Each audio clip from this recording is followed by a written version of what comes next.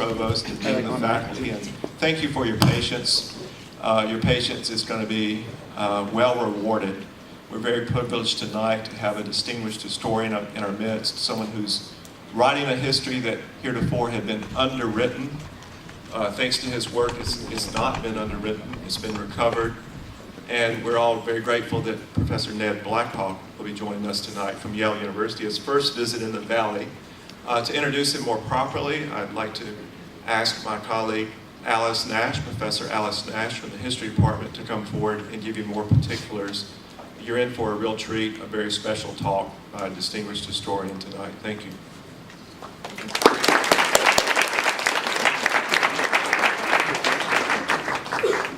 So welcome, everyone. It's wonderful to see so many people here, including, I think, some of my students, to hear Professor Ned Blackhawk. In the summer of 1990, Montrealers woke up to some startling news. Now, some people may have heard of a land dispute in the nearby community of Oka, where some Mohawks from a community called Kahnawake had been protesting the French-Canadian mayor's plan to expand a golf course over land that included a Mohawk cemetery. Polite requests, legal claims, and protests that included a barricade proceeded more or less under the radar for most Canadians until July 11th. On that day, the Quebec Provincial Police responded to a request from the French-Canadian mayor to dismantle the barricade, and to make a long story short, things went awry. Shots were fired, a police corporal named Marcel Lemay was killed, everyone freaked out, to use a technical term, and 1990 became an iconic reference to the struggle of Indigenous peoples in North America to protect their land and sovereignty in the face of colonial legal claims and the profound ignorance of journalists and the general public in both Canada and the US. Now, another Mohawk community at Kahnawake, just across the St. Lawrence River from Montreal, mobilized in support of their nearby relatives, and they blocked the Mercier Bridge, which, if you know Montreal, is a major commuter fare that just happens to go right through Mohawk territory. And the standoff lasted through the summer and into the fall semester, about the time that a young Western Shoshone student named Ned Blackhawk comes to McGill University, where he was a history major. Now, the lessons of 1990 affected different people in different ways. Non-Indigenous Canadians, if you look at the headlines, were shocked to find that Indians still existed. For the Mohawks, 1990 was just one more event in a continuum of active, strategic assertions of Mohawk sovereignty and philosophy in a colonial world. A history major, undergraduate or graduate, would have been hard-pressed to find an explanation for these events in their classes and history books at that time. One of the effects, and I think that the lessons of 1990, in my opinion, really resonate in the ongoing work of Ned Blackhawk, is to build relationships with Native people, and that it's really important for Native people to be visible in mainstream history texts. So Dr. Blackhawk graduated from McGill in 1992. He went on to earn an MA in history from the University of California, Los Angeles in 1994, and completed his PhD in history from the University of Washington in 1999. His book, Violence Over the Land, Indians and Empires in the Early American West, was published by Harvard University Press in 2006. This is an award-winning study of Ute, Paiute, and Shoshone Indians in the Great Basin region, which includes Utah, Nevada, Mexico, Colorado, Eastern California, as they navigated 2 centuries of American expansion through active, strategic assertions of sovereignty and philosophy in a violent colonial world.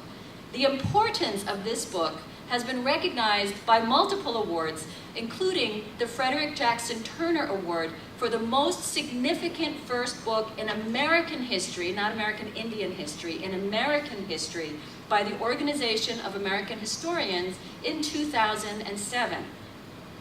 Dr. Blackhawk is an exemplar of agency with his own active, strategic efforts to educate others about American Indian history. He taught American Indian Studies at the University of Wisconsin-Madison and joined the History and American Studies program at Yale University in 2009.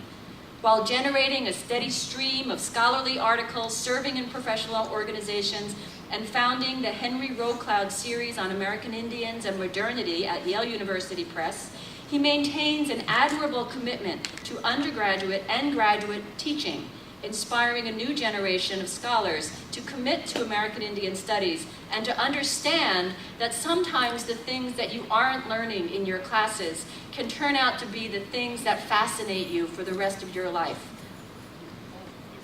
So through the work of people like Ned Blackhawk, if another 1990 crisis occurs, at the very least, we won't be surprised to find that Indians are still here, still active, still central to American history.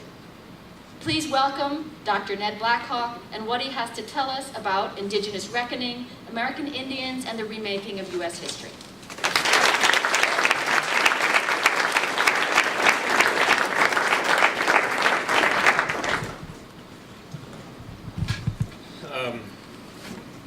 Thank you all for coming this evening.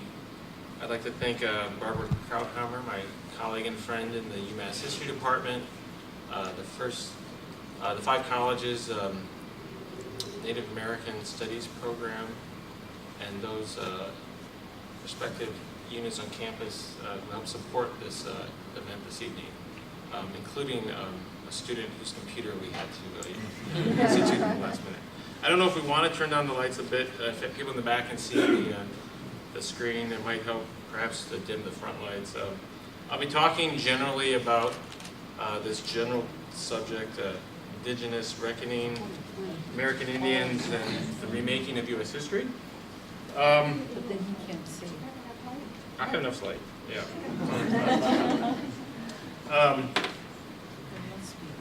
And I think it's appropriate for me to not only thank Professor Nash for her generous introduction, but also to recognize some of the incredible work that she's done. I'd like to actually begin by thanking her for that generous introduction and recognizing her works, most of which I'm actually not that familiar with, and it's kind of annual or academic in the cycles of academic productivity. But she helped organize 2 incredibly important in my life, and I think brilliant panel sessions on contemporary Northeastern Indigenous history at the primary professional association meeting of American historians known as the Organization of American Historians. She organized these sessions, or helped organize them in 2007. And it was at such sessions that I learned of Alice's own longstanding interest in Quebec's Indigenous history. And I also learned of UMass's even longer collaborations with particularly these Mohawk communities outside of Montreal. A collaboration that I believe goes back to the early 1970s, if not beforehand. I did not know that at the time. And I learned at these sessions that Professor Nash had held, I believe, a Fulbright scholarship to teach in Canada. And she held one at the University of Montreal, where she offered the first Indigenous history course within that campus community. Not only exploring the Indigenous history of one of the world's largest Francophone metropolises, but also doing so not only in French, but more difficultly in Quebecois, a language that is not easily intelligible even to those with deep Francophone training. That's an experience you'll have to ask her directly about, but I think it would be a rewarding response that you might receive. These types of partnerships, these types of investigations, these types of collaborations, I think, help nicely introduce the larger academic subject of this talk this evening, one that may come as a bit of a surprise to those of us, like myself, who were raised in the 1970s and 1980s, and it may come as a surprise to those outside of this primary field of investigation known as Native American Studies. And I hope it comes to those of us within the field as a strong confirmation of what many of us have known for some time, and hopefully it doesn't seem a little too redundant and or underdeveloped. But what many of us have come to realize kind of cumulatively since these activist moments not only in Canada, but across the United States. I think that collectively and cumulatively, we can kind of stand together and recognize that the history of the United States, the history of the North American continent, and indeed the history of the Western Hemisphere has been fundamentally recast in recent years. And that Indigenous history has not only arrived into an institutional setting or a place within a kind of institutional or academic setting, like academic or university or professional organizations, but this ascendancy of Native American history in particular has recentered critical aspects of American historical practice more broadly. And I'd like to think that an Indigenous reckoning is in many ways really upon us, as both American and particularly Canadian academic and governmental communities are confronting and at times reconfiguring some of the most fundamental questions about the nature of these two national communities. From debates currently underway, particularly in Western and Northern Canada, about the sustainability of extractive resource economies, to the complicity of the nation state in various forms of cultural genocide is the term that the Parliamentary Committee in Canada, known as the Truth and Reconciliation Commission, has formally introduced into the lexicon of the Canadian political community. From such conversations, scholars, governmental officials, and most notably, Indigenous community members are reassessing and helping to recenter the nature of these respective national histories, doing so often in dialogue with a broader hemispheric and indeed even global Indigenous rights movement, one that, from those of us who are familiar with the United Nations, know has reached a particularly kind of culminating form with the establishment of the UN Declaration on the Rights of Indigenous Peoples, which was passed by the General Assembly in 2007. That's the kind of general story that I'd like to kind of begin with today. And I hope that the particular elements of this talk today don't, I hope they can live up to those ambitious assertions. And like many of these kind of political movements and currents that have kind of helped bring these subjects to kind of broader national and kind of intellectual attention, this project that I'm going to talk about today is in various preliminary stages of conceptualization, fueled, like so much of this field, by a very profound dissatisfaction with kind of the existing kind of larger popular understanding or misunderstandings of these subjects. This larger project really tries to build upon the kind of collective and really countless amounts of activities that numerous scholars, both within as well as outside of the field of Native American studies, have been engaged in, both in Canada and the United States. So many of the scenes in the story that I'm going to briefly relay this evening are generally set on university campuses. The actors are scholars and historians, and the chapters are forms of academic conversation, inquiry, and ultimately findings. And this may sound a bit dry, but I hope it isn't. In fact, by the end of our time together this evening, I hope it becomes apparent that something both profoundly political in a kind of broad sense, but also fundamentally intellectual, has been building for much of the past few decades, a process that has its ultimate origins deep across the continent and within its indigenous communities. What is this process of which I speak? It is a story that I'm tentatively entitling The Rediscovery of America.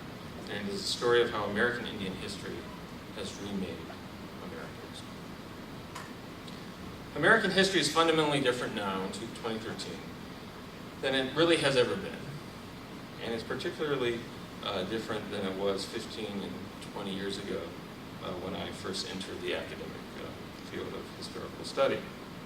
And it is kind of a fundamental maxim or kind of recognized truth in our field that revising interpretations of the past is essential to forms of historical inquiry. I mean, I believe that nowhere are such revised interpretations more apparent than in the study of North America's indigenous communities, particularly in studies of Native American history before the U.S. Civil War. In fact, what has been happening across the Americas regarding the indigenous political movements that we began with has started to really happen within the academy itself. A slow, quiet, but eventual revolution has occurred in how the study of American history is now practiced. Where American history begins, who constitutes its primary subjects, and what are some of the driving and determining forces behind the eventual creation of the United States. A generation and a half or so has not only reconsidered such questions, but their answers have at times overturned previous interpretations. And we might all share some collective expressions of potential exuberance or shared sentiments that we might conclude, kind of finally, hopefully, or at least in our lifetimes, that we might kind of finally conclude that gone now are the days when one can casually dismiss and or ignore the indigenous peoples of America from our nation's narrative of its past. It should come as no surprise, obviously, to hear that such ascendancy and such kind of scholarly political transformation stand in marked contrast to preceding generations of historical inquiry. And we should perhaps all be able to clearly identify how throughout most of our nation's past, scholars have generally considered American Indians either too culturally different or too unimportant for rigorous historical investigation. The dizzying kind of complexity of indigenous kind of ethnographic, cultural, political, and linguistic distinctions that have characterized Native communities for so many seemingly countless millennia seemingly have prohibited kind of sustained academic or historical investigation, while I think we can all identify this, broader kind of cultural venues in America, most notably Hollywood, have reinforced simplistic, timeless, one-dimensional portraits of Native Americans, particularly in the most kind of classically famous genre of American cinematographic or even kind of literary production, American Western. So being an Indian historian has been, if nothing else, over the last 20 years or so, an exciting process. And it's in the study of early America or American history before its kind of Civil War and Reconstruction. It is in that area that this transformation has been most identifiable.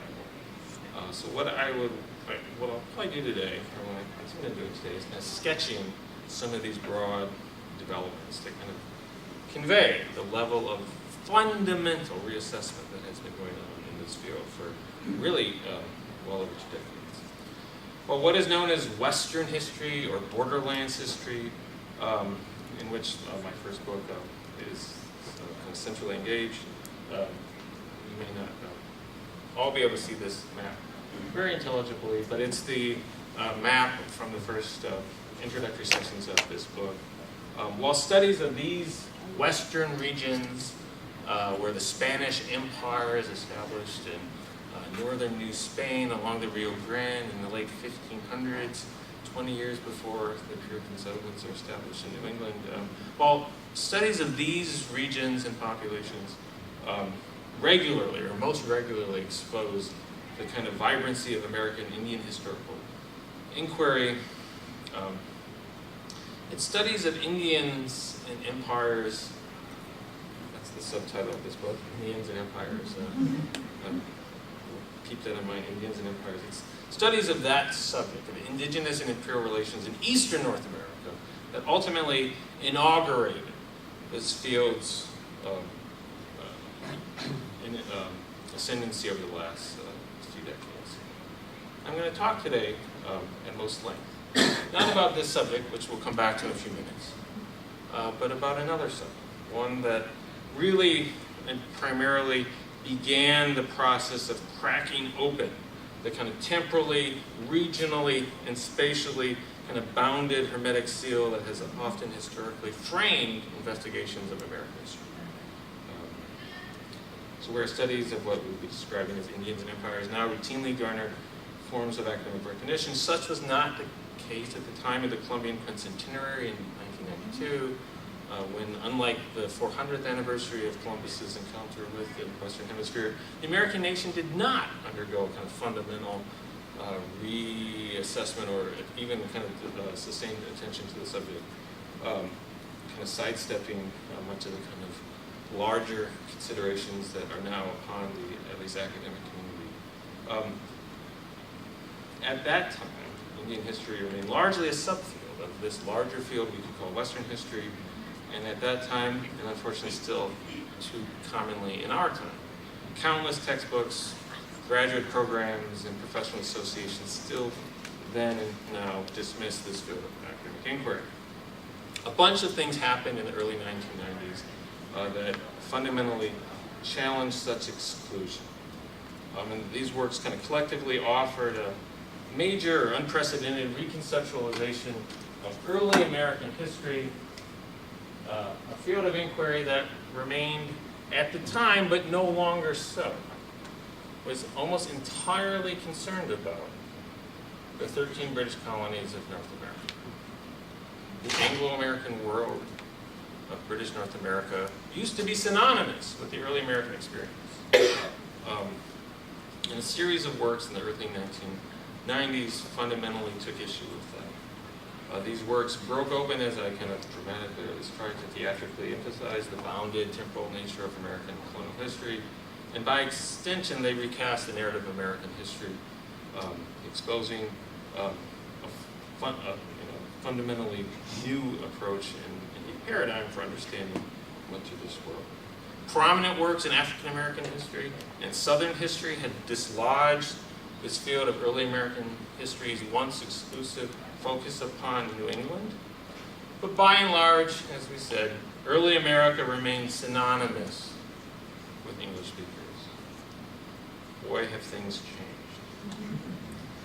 Studies in the early 1990s, these are maps drawn from a series of a book by a military historian by the name of Fred Anderson, which kind of is, as we'll see shortly, the best kind of synthetic introduction to this subject. Studies of this period in time rewrote the history of Eastern North America and did so in fundamentally new and lasting ways. These books would open with the studies of not the initial English colonies, which, if we know much about the history of the 13 colonies of British North America, remained almost entirely wedded to the Atlantic world, particularly throughout the first century of settlement and conquest in the 1600s. These studies opened in the interior, in this particularly great shaded region of the central continental world that we commonly associate with the Great Lakes. These works opened here, in the midst of various kind of indigenous and imperial relations that began taking violent and turbulent form throughout the 1600s, entered into various forms of stabilization in the early 1700s, and generally collapsed in the aftermath of the American Revolution with the last final battle between England and its former colonies in the War of 1812. Nearly 2 centuries of historical inquiry directed not at the British colonies exclusively, not even at English speakers, but at different places, peoples, and even subjects. In the village world of these Indian communities across not only the Great Lakes, but the Ohio River, whose history is really central to the organization of much of early 19th century America. The Ohio drains into the Mississippi and has at its headwaters 3 rivers coming together due west of Pennsylvania, in a town that has just recently seen its first playoff victory in over 20 years. The town will actually come back to a town named after a British Prime Minister by the name of William Pitt, founded in the early 1760s. It's this world that is now not the exclusive center, that can't obviously be historically accurate, but it is now an important center of historical inquiry from these 2 centuries. The French refer to this region as a high country, or a pays d'un haut, because the two great arteries of eastern North America, the Mississippi and the St. Lawrence, drain from its headwaters. And as we'll see today, this region has been cast now as a great engine of historical transformation across the 17th and especially 18th century North American historical landscape, akin to the other great regions of early America, like New England, like the Chesapeake, like the Carolinas, and the Caribbean. Speaking of New France, here is the Hudson River corridor between Quebec and New York, a region dominated historically during this period by the Iroquois Confederacy of 5 and later 6 nations, of whom the Mohawk communities that Alice and I both mentioned are comprised. It's kind of eastern door. These maps are taken from the books that I mentioned, Quebec and the St. Lawrence. The French established a major capital along the St. Lawrence in 1608 at Quebec, the oldest Francophone colonial outpost in this hemisphere. And these maps are taken from this book called Crucible of War by Fred Anderson, of which a smaller, kind of more popular orientated book has been released. One that was also made into a documentary PBS series called simply, with no small ambition, The War That Made America. And it's about this 7 Years' War from which these maps are taken, and I'll talk about this in a minute.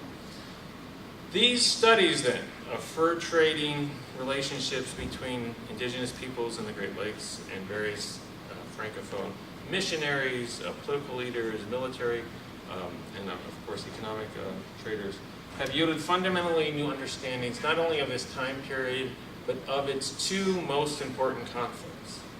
The 7 Years' War, often referred to as the French and Indian War of 1754 to 63, or if we want to invoke Anderson's parlance, the War That Made America, and its subsequent war, or in the 18th century, subsequent more famous war known as the American Revolution. And it's one thing to say things like the fur trade was important to the economic development of 17th and 18th century North America.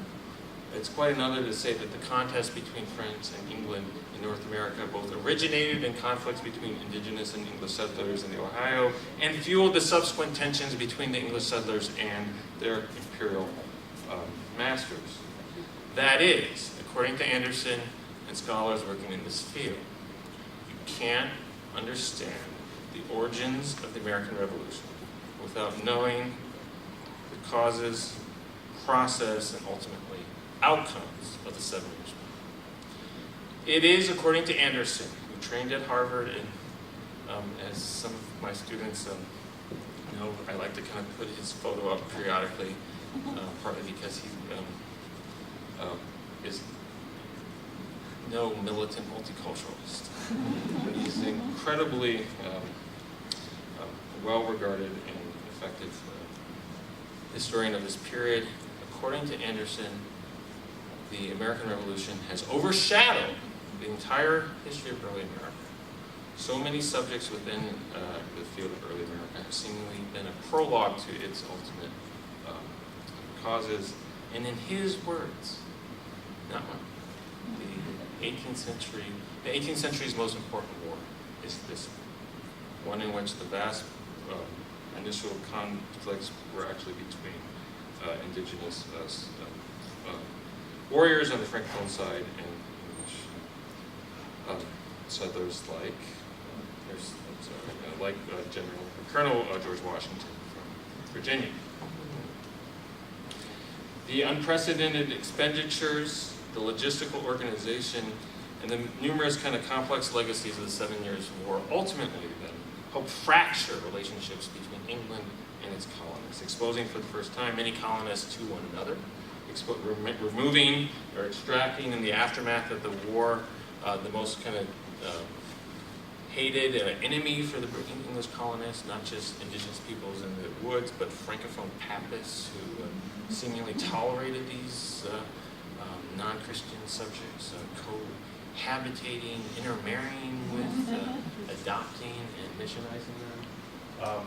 And the great Francophone empire that had once framed the English colonies in North America was no more. At the Treaty of Paris in 1763, the French Empire cedes its North American claims to the British Empire, which now has a kind of new problem on its hand of how to handle the interior Great Lakes political and economic and military relations that we kind of just briefly sketched. And so my favorite map of all favorite maps from this book is called The Progress of the 7 Years' War and its associated conflicts. You can't probably make this out very clearly in the back, and I was kind of thinking today that this presentation might be largely done through cartographic representation. Well, we might, I actually circled it. If that looks like pencil, it is, and it's my own. The first, speaking of Pittsburgh, the first conflict of this 7 Years' War, the most important according to Anderson in 18th century North America, occurs at the headwaters of the Ohio River. It occurs in 1753 with Washington expedition and concludes ultimately with its most famous battle was Braddock's expedition of 1755, in which the British general who mockingly told Franklin in Philadelphia that he and his 2,000 British soldiers were going to subdue these Francophone Indian peoples who had never seen a real disciplined army, and over 1,000 of them were killed. And Braddock concluded this battle starts the 20 most significant conflicts of this war. You can't make them all out, but they literally occur across the globe. They occur not only in North America, where we saw the maps of the Hudson River, which is a major kind of corridor. The major battle of North America will be at Quebec. But there's battles in the Caribbean. There's battles in West Africa. There's battles in the Mediterranean, off the Iberian and Francophone coast, in Central Europe, over here in Goa, the Philippines, way up there at the top. This battle rages around the world. Where does it begin? Here, in 1754-55. There aren't any English speakers there. There, in fact, aren't any French people, really. It's their Francophone attempt to set up a fort called Duquesne. You may kind of know this from our kind of Pittsburgh-centered focus of our talk today. This fort is set up to keep these Indians from trading with English. It's a kind of desperate move by the French to solidify their eastern economic and political corridor.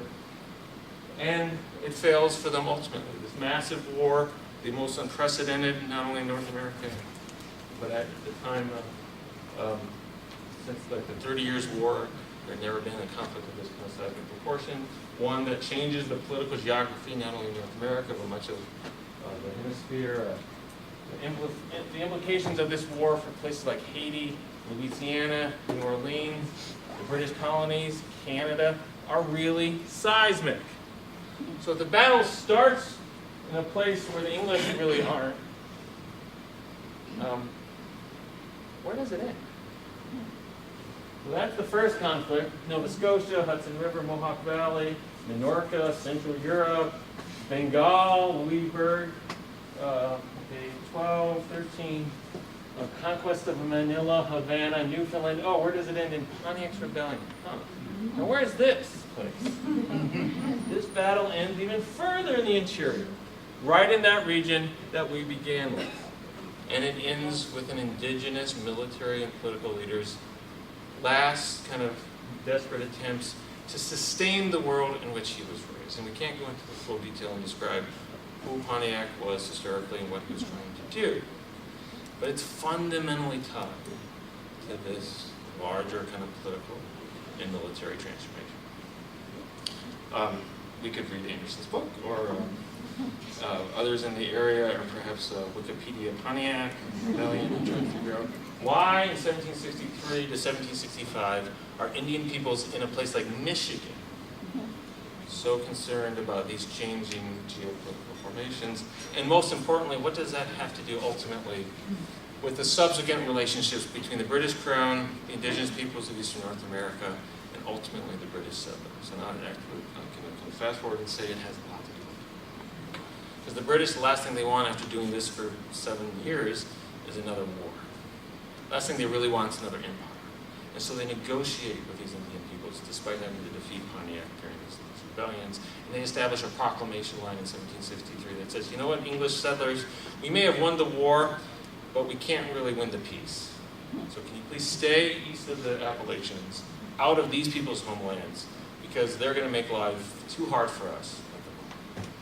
And the most kind of wildly ironic, paradoxical, and ultimately tragic kind of circumstances, the British and Indigenous combatants of the 7 Years' War will soon be allies again, or will soon be allies in another war 20 years later, or that will end 20 years later at the same place in Paris. The Treaty of Paris in 1783 at Versailles, where the British Crown will relinquish its claims to Eastern North America and recognize formally an independent, sovereign republic. So we could continue these investigations across the colonial world into the 19th century and extend them throughout the 20th, uncovering what I hope by now is fairly, hopefully evident, the kind of centrality of Indigenous communities to the ultimate making of American historical, of American history. But we'll move west, briefly kind of returning to another shaded region, if you can't make it out now. A region more actually familiar to me, but perhaps a little distantly related or familiar to the history of Eastern North America. A kind of shaded region of indigenous peoples in places that aren't commonly recognized in American historical inquiry and parlance. A shaded region of western Colorado, northern New Mexico, and eastern Utah. A region, I don't have that other map. A region known as the Great Basin, the eastern portions of it, home to various linguistically related and historically related Shoshone-speaking communities. In this case, various Ute Indians of Colorado, New Mexico, and Utah, after whom the state of Utah is now named. Peoples who, again, aren't commonly recognized as central participants in the historic history of these regions, but in fact have surprisingly central places in the ultimate histories of the development of these regions. This might seem a little disconnected from the narrative that we just briefly encountered, and hopefully in the remaining moments we can link them up in ways that might have similar types of connections. Like these Great Lakes histories, these Western histories are looking at the margins, or the so-called perimeters or interior worlds outside of empires. And they're coming to recognize, or these works kind of collectively reveal, that the settlement and establishment of all colonial settlements and ultimately empires and later republics and nation states across the American continent were fundamentally dependent upon various long established and ultimately sometimes enduring relationships between indigenous peoples and these imperial settlers, officials, and governors. And we can't obviously summarize over 350 years of the Spanish Empire's presence in Western North America, but perhaps can come to know certain kind of essential attributes, like the fact that the Spanish Empire brings, for example, certain critical technologies, as did the French and English empires, to the North American landscape. The introduction of Spanish equestrian technologies, the utilization of various metals for both domestic and military and economic production, and particularly the kind of motivating economic and political factors or necessities to acquire these new technologies, radically reshaped in the landscape of indigenous peoples across the American West. This is the first known kind of documented visual illustration of these subjects from the early 18th century. A hide painting that I'm particularly fond of, particularly because it reveals these subjects. You can see the metal technologies kind of shaded in blue if we were to look very carefully. We can see also the equestrian technology of horses, as well as kind of company leather armor, and the utilization of such technologies, both of transportation combat the utilization of these technologies upon not Europeans at this time, but other indigenous peoples. And it's those patterns, as in the Great Lakes, we didn't really fully sketch them, but those patterns of intertribal and internecine types of violence and conflict that are really fundamental to understanding much of these places and times, as well as ultimately peoples who struggle mightily for generations and indeed centuries to find and attempt to find various lasting forms of negotiated peace and settlement with either European imperial rulers or later Republican leaders from first Mexico and later the United States. And this photo comes from 1868 of a delegation of these Indians who come to Washington under the leadership of this kind of magisterial, but not very tall leader by the name of Hooray, after coming to the town of Colorado, Maine. These communities, as chapter 6 of this book that I wrote reveal, struggle tremendously to try to find various forms of stability in this turbulent, chaotic world, to try to, as Professor Nash suggested, assert and have recognized their forms of sovereignty and, did you say, cultural, I took notes on the first page, strategic assertions of sovereignty and cultural attachment. That's what these Indian peoples have been doing for literally centuries, going back to the 1630s or so, dealing with this profoundly transformed world. By the time the American Civil War is upon them, and their subsequent relationships with the American state, I can't fully detail or sketch, but hopefully we can just perhaps begin to gauge that these long-standing and deeply reconfigured regional histories matter profoundly to the historical development of these areas and ultimately to the development of our nation's history more generally. My colleague here, Lisa Brooks, has a great book called The Common Pot that has a map of the river systems of eastern North America that I'm sure she could talk about it at great length. That similarly highlights the kind of centrality of regions and forms of communication, technological and transportation routes that haven't historically been fully incorporated or recognized as central to the narrative of our nation and its development. Hopefully, through such investigations and inquiries, we can begin to approach our nation's past in more capacious and ultimately informed ways. It's been my pleasure sharing such assessments with you here this evening, and I think I'd be happy to answer any potential questions or address any concerns that you might have at the moment. Thank you very much.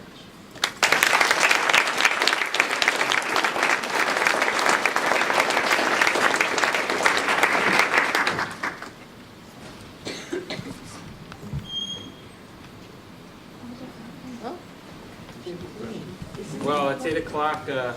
Is Breaking Bad concluding, or is it? No, I think actually a lot of my students, they're studying for exams, and I had said they could sort of No, leave and at the I break didn't if want they to keep needed going. I'd be But- happy to. Questions? Is there a portable mic? I don't know. Is there a portable mic? Or maybe you stand up and project. Yeah, if there are questions?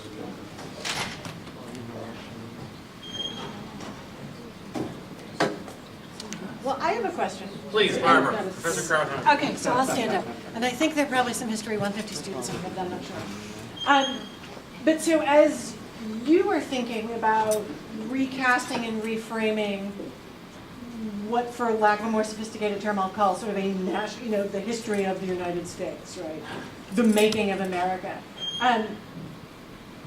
What would you propose then as a chronology, thinking about teaching, right? I mean, we have so many students in the audience. But so what would you propose as, if you were writing the textbook, which I'm hoping you're doing? Well, How would you start to frame that? so one of the questions we ask is, what are the origins of American history? Where does it begin, and who are its primary actors? Right? Those are kind of big questions that we just kind of rhetorically pose. And now you're asking me to answer them. Thank you. So these are big, unsettled, and sometimes unsettling forms of inquiry that require often new forms of training, intensive reorientations, and sometimes methods and concepts.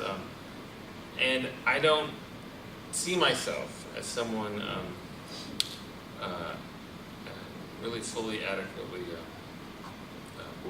positioned and or potentially trained to really make sense of the deep, time immemorial historical developments of indigenous peoples across the American hemisphere, dating back tens of thousands of years. I generally, drawing from the scholarship of others, do obviously have a strong interest and almost kind of professional volition to make intelligible these subjects both to myself and to others.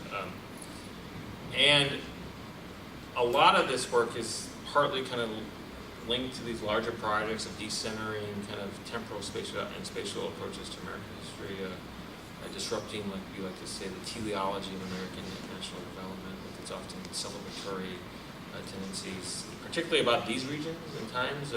There's not a lot to celebrate about the 17th century world. Let's be honest, right? The demographic collapse is occurring across the American continent. Jamestown, 80% of the English settlers die in the first 20 years. The African slave trade is starting to get organized in the late 1600s. So, at least to North America. So these are not worlds that I think we should enter into too lightly. But by thinking regionally, by thinking about the dizzying diversity of indigenous communities, by allowing the kind of materiality of the pre-Columbian world to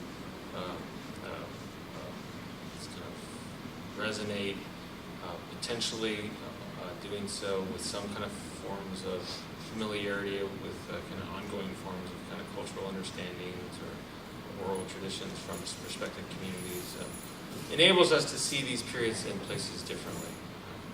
And so we do have a kind of obligation to make sense of the fact that the largest urban settlement in North America, well until like the until the era of the American Revolution, until Boston in the 1770s, the largest settlement in North America is at Cahokia, as those of us in the field know, a kind of urban metropolis across the river from St. Louis.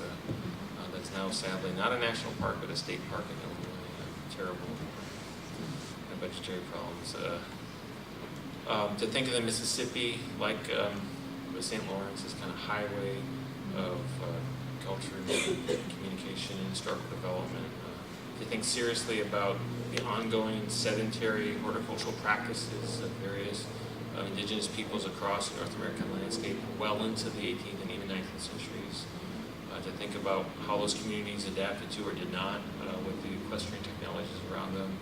To really think through the kind of common scholarly approach to these first century Spanish contact known as the Columbian encounter and exchange, to think about what that really entails, to see Native North America, like Europe at its time, as a kind of widely recognized, equally demographically complex world, roughly 1/5 to 1/6 of the world's human population in 1492 resided in the Western Hemisphere.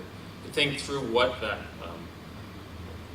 human population ultimately endured following 1492. Those are the kind of general responses to a very large question. And there's great work being done. I wish I could say I was doing this myself. Studies of communities like the Mandan along the Missouri River, with whom Lewis and Clark wintered in 1804, 1804 or 05. One of the central kind of trading and economic and political communities of Western North America, who had potentially upwards of 10,000 inhabitants. inhabitants in the 1600s, at a time when most European colonial outposts had only a few hundred. So those are the kind of decentering kind of responses that might help, I think, expose these subjects, but are ultimately still so undersatisfied. I'm really interested in Indigenous history of South America, so I was wondering, in your opinion, do you see value in studying Indigenous history of the Americas transnationally, and if so, what value?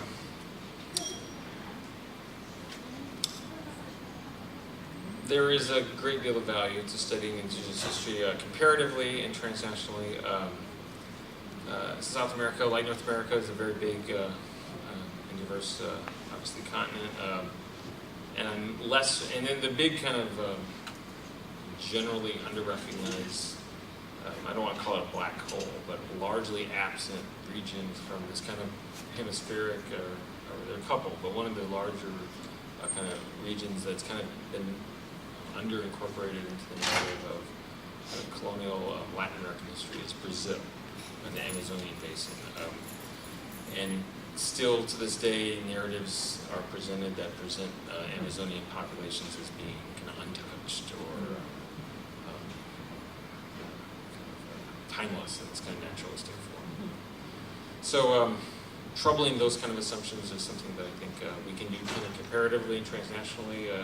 A lot of incredibly important work has been done in the indigenous empires of, particularly the Incan Empire of Peru and Ecuador, and incredible work on, like with Central Mexican history, has been done to kind of uncover the diversity of these kind of imperial states, ultimately, that had millions of inhabitants, subjects, that ruled often with kind of brutal efficiencies, but they had their own systems of kind of writing and judicial forms. And so seeing how Latin American scholars in particular have approached kind of indigenous imperial relations in the hearts of these two empires in central Mexico and in Peru have kind of provided North American as kind of perhaps some kind of models. I'm surprised that my U.S. colonial American historical colleagues haven't learned more about those subjects, simply because they're coterminous, like, it's 1620 there, 1620, and very limited attention has been ultimately kind of applied to developing more kind of comparative and transnational syntheses, particularly these early periods. And the ongoing kind of presence of indigenous peoples in Latin American communities kind of provides a kind of political counterpoint or kind of juxtaposition to contemporary indigenous affairs in North America, sometimes with linked, sometimes with divergent forms. I've been slightly involved with certain activities in Ecuador lately that has recently rewritten their constitution. The Ecuadorian Constitution of 2008 has a very recognized recognition of the 14 indigenous communities who constitute their national community, and has tried to codify various kind of not only forms of recognition for them, but also their kind of territories. And there's certain things like ecological rights that are trying to be written into kind of like proactive government accords in many parts of these communities. So, it's kind of bewildering to kind of think so transnationally or comparatively, but often very helpful.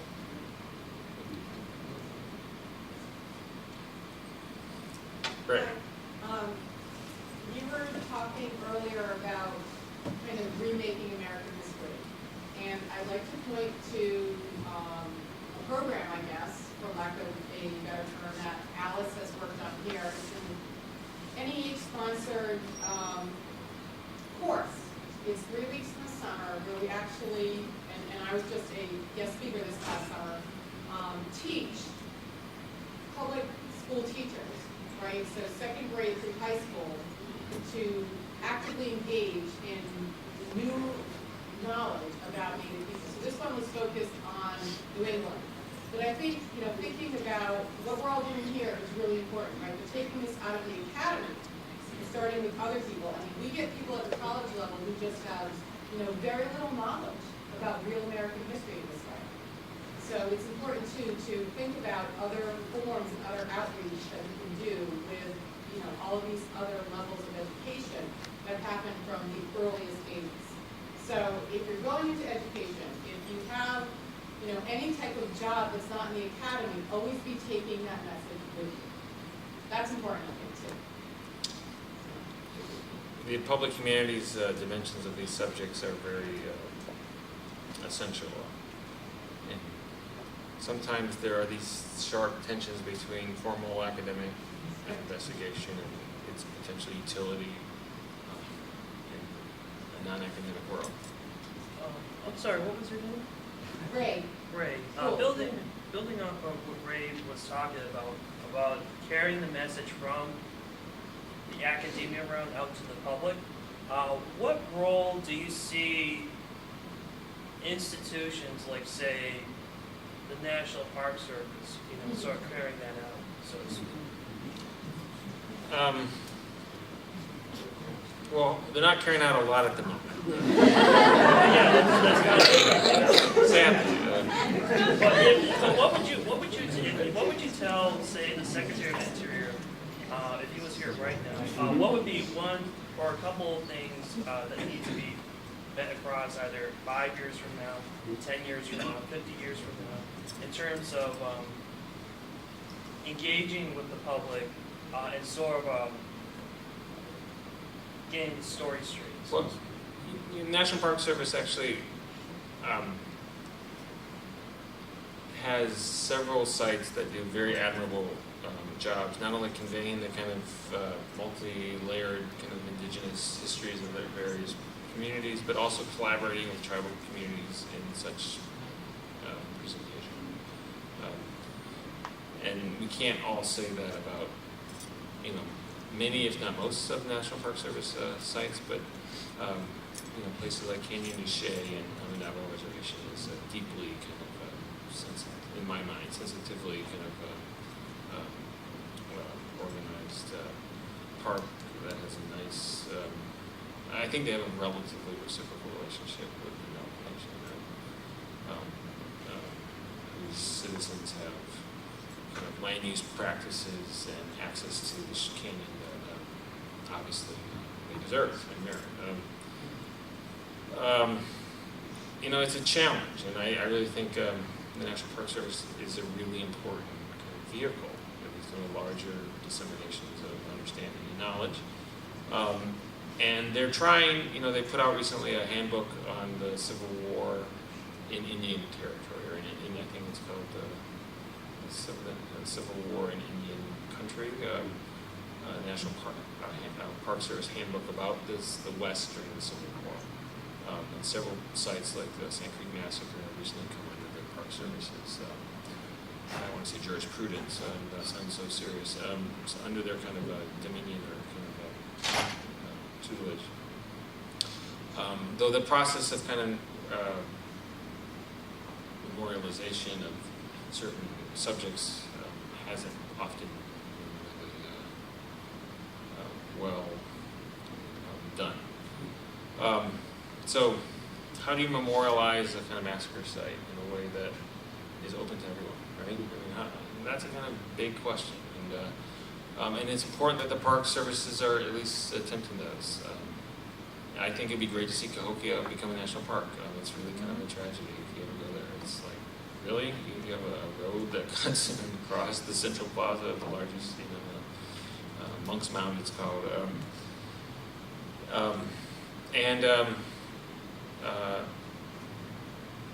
The kind of representation at Cahokia could, for example, be very heavily improved via some other park services. So I think, if the Secretary of Interior were here right now, I'd say, please, try to get to Cahokia designated as a national park site.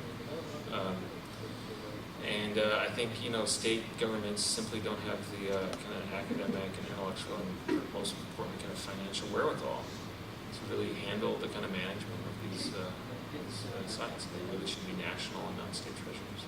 So that's probably, kind of my immediate response. I'm sure there are many other things that could and should be said.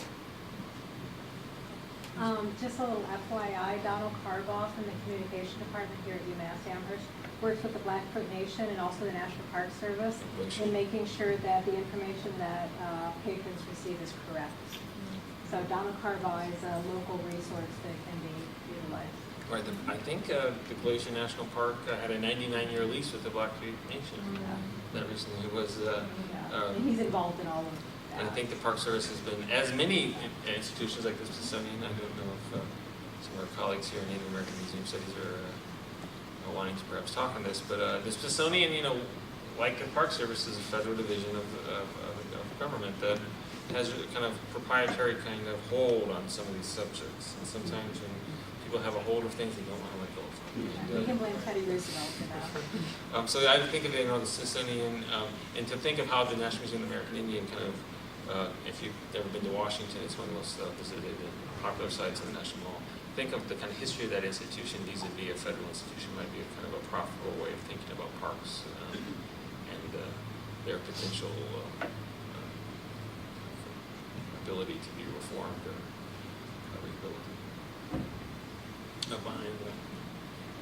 So I just finished reading your book, and I was really fascinated to go back to your book. Sorry to do that. You might be tired of talking about it. But I was really intrigued by your use of violence as a methodology and an analytical tool. And I'm wondering how you plan to use it in the future. If it plays a role in your future work.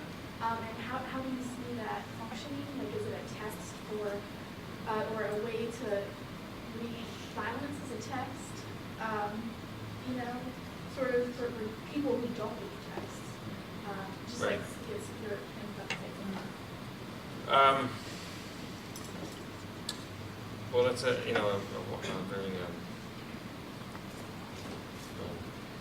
I think I really appreciate your question, and I've thought a lot about this kind of approach. Partly because I don't think I've been heavily criticized, but I think to myself that sometimes one can easily collapse a very long historical period, say like several decades or some a generation, into kind of very, very kind of sometimes terse or kind of short descriptive terms that really don't do any really meaningful justice to the experiential nature of the lived life of those communities or peoples, right? But if sometimes all we have are these kind of fragmentary source materials, what should we say if, say, they're all saying the same thing? We should try to kind of identify what those sources might be saying and suggesting. And in this study about this region during these periods, it was pretty clear that there was a lot of increased forms of indigenous violence that were kind of erupting across these landscapes and powerfully recentering not just these native peoples, but various imperial and settler communities around them. So that's really the approach that that book attempts, and I understand that it does kind of, and it's difficult because it might not fully conform with, say, descendant or contemporary tribal community members' understandings of these periods, because if we're taking representative and only existent kind of fragmentary source materials from certain kind of periods and kind of piecing them together to form a narrative whole, and others have kind of deeply held understandings passed down for generations about similar times and periods, but have a very different kind of perspective on those. And that should be kind of a process of academic reconciliation that is not, I think, done often enough. It can be very laborious, very difficult, particularly if one is trying to talk about, say, like 18th century or even 17th century worlds. There may not be a lot of extant kind of cultural understandings of these periods. So, I do understand the limitations. They may not be that articulated in the text, but I'm happy to allow for their limitations to be recognized in settings such as these. So, thinking about Frederick Frederick Jackson Turner a little bit. Asking Frederick Jackson Turner prize winner maybe seems appropriate. But then also a little bit thinking about Herbert Eugene Bolton, and perhaps that maybe that if these two people were sitting in the audience, that they would have been baffled by some of the things that you're saying. But on the other hand, I wonder about the sort of the evolution of historical sources and historical methodology since the 1990s, especially, and the opening up of all of these sources and the digitization of a massive amount of source material. How would they have been just totally confounded, do you think, by this analysis, or would they have thought about, you know, the opening up of these new materials as a possible avenue for new understanding?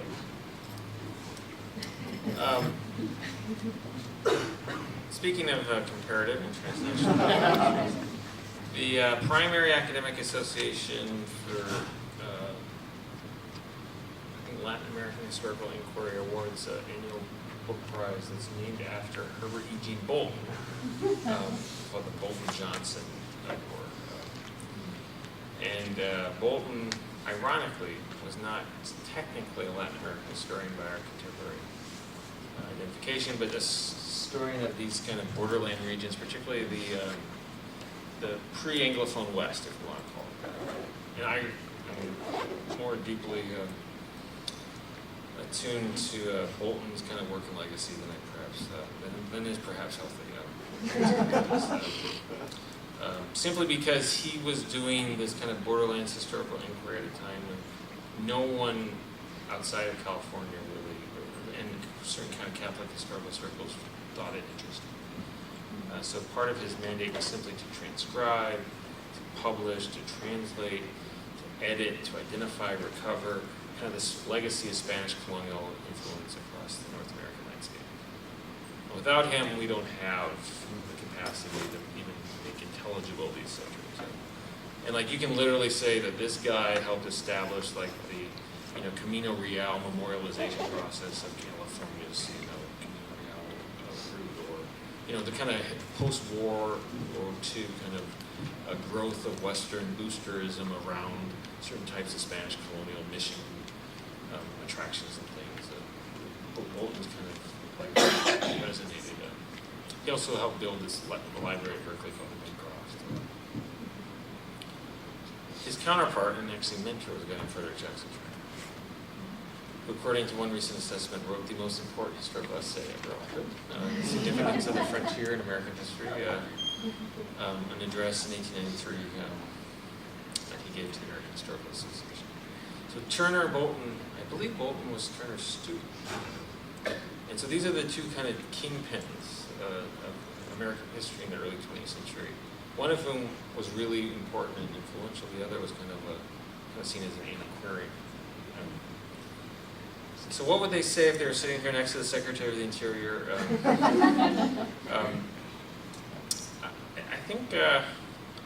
I think Turner, who's kind of, they both kind of maintained a very deep chauvinistic, pejorative perception on indigenous subjects, and saw them as kind of interior forms of historical and cultural development. So I think they would be kind of quite surprised to think that one could write the history of these subjects around them, around indigenous historical subjects. I think Turner is a really interesting kind of figure for thinking about American history overall. And he has a lot of anxieties expressed within that essay that some of you may read in various stages of your academic development career. And he's very worried in 1890 that this experience of moving west will be upon a new generation. And he's very worried because the new generation of Americans that he's most thinking of are non-Anglophone European immigrants from southern and eastern European countries like Poland and Italy and Russia, who are kind of amassing in his mind, kind of the huddled masses across the urban landscapes of eastern North America. And how can they potentially experience this kind of self-democratizing process of interior settlement? And actually, I think one of the ways that tension becomes reconciled is through various kind of mass forms of public entertainment, particularly those that celebrate certain forms of American pastoral life and culture around cultivated greens and magisterial kind of cloaked, shrouded landscapes where men can obtain certain forms of masculine achievement and authority over each other, and doing so in less potentially violent ways. So I think a lot in this sense about Turner, perhaps more than might be healthy. In the back.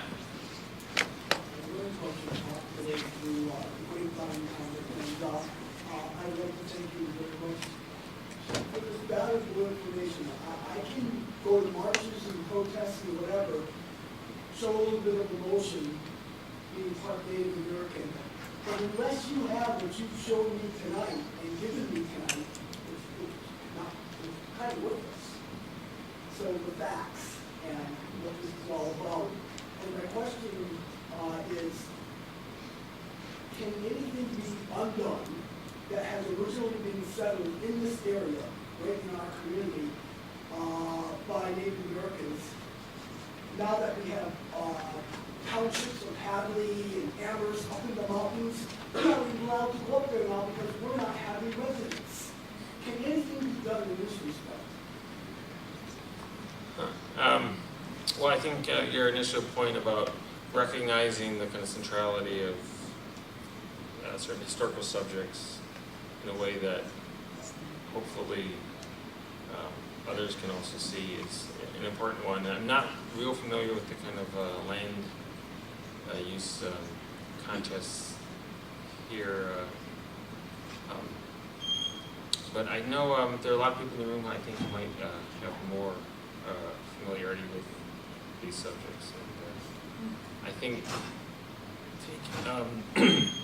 taking Native American studies seriously as a kind of academic field, and it's really impressive to be among so many distinguished colleagues here at UMass, not just from UMass Amherst, but from the 5 college system. And we didn't mention Neil Salisbury, who can't be here today, but Smith College retired faculty member who has been very instrumental in a lot of these historical, particularly subjects for many years. We try, and sometimes there's certain forms of achievement, and sometimes, as you said, it sometimes does seem not, I think, pointless, but sometimes exceedingly difficult. And it kind of tries one's patience after a while. But it's often very invigorating to be around similarly engaged and engaging kind of communities that carry on these kind of struggles at both recognition but also potential transformation. And I think we have time for maybe one more question. How about in the back? Research. Last question. Was there anything in your research career or your research in general that you stumbled upon that you thought was rather surprising and fun? It all seems very surprising in retrospect. To be honest, you know, a lot of these are kind of there's a kind of growing kind of intellectual movement across Native American studies that is linked with various kind of particularly Anglophone political and intellectual movements known as decolonization. And in many ways, we really have to kind of retrain ourselves in very kind of elemental ways to approach and try to understand some of these subjects. And it's really hard to do a lot of this sometimes because we've been so inculcated in a kind of narrative of indigenous either despondency, victimization, timelessness, naturalization, one-dimensionality, that kind of elide the potential transformative historical agency of the subject. So that kind of tension has been really apparent for me personally. I think others share it at times too. So one of the kind of moments that really just kind of like, you know, my head just kind of clunked on the table when I was reading a U.S. government report in 1847 from the governor of the New Mexican Territory, He was talking about these Indians to the north, the Ute Indians, who I'm so interested in at the time. And he says, they go by their common Spanish name. And the Spanish had always spelled it with a Y, like Y-U-T-A-H, or sometimes with double T's, like Utas. And he didn't include the Y in his government report. And I looked at it, and I'm literally like, you know, a 4th or 5th year graduate student, you know, doing these kind of academic investigations, and it had never fully registered. The state of Utah is the Spanish appellation name for the Ute Indians of the region. And I just thought, wow, here it is. I had to literally like see it in a kind of new way to think fundamentally differently about something. That might be seemingly common sense, especially if one spent time in Utah, but it's not. At least it wasn't for me. And I think we all probably have layers of kind of sediment that are kind of built up intellectually and perhaps even kind of ethically about some of these subjects that could use a little chiseling in very sustained form over and over again. Thank you again, and maybe we can go